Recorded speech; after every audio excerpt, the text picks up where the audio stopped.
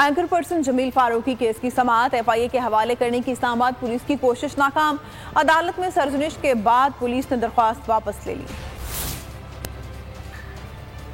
Anchor Jameel Farooqui केस की समाअत, police को शर्मिंदगी उठाना पड़ी। एंकर को FIA के हवाले करने की कोशिश नाकाम हो गई। अदालत में सरजनिश के बाद पुलिस ने दरख्वास्त वापस ले ली। जज ने कहा कि जमील फारूकी के वकील को बताए बगैर अदालत में पेश किया गया। पुलिस का ऐसा रवैया बुनियादी इंसानी हकूक की खिलाफ वर्जी है। अदालत ने पुलिस को मुस्तकबिल में मोहतात रहने की हिदायत कर दी। यकीनी बनाया जाए कि तहकीकात के दौरान बुनियादी इंसानी हकूक की खिलाफ वर्जी न हो।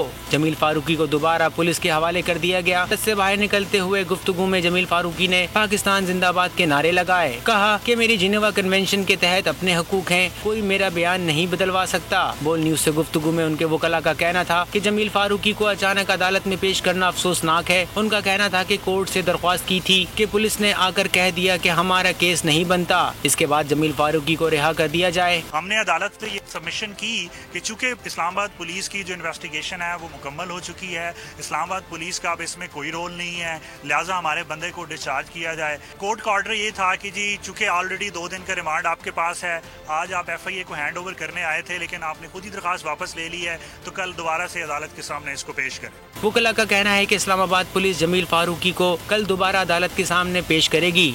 मैं हूँ जैस्मीन मंजूर और आप मुझे देखेंगे सिर्फ बोल पर।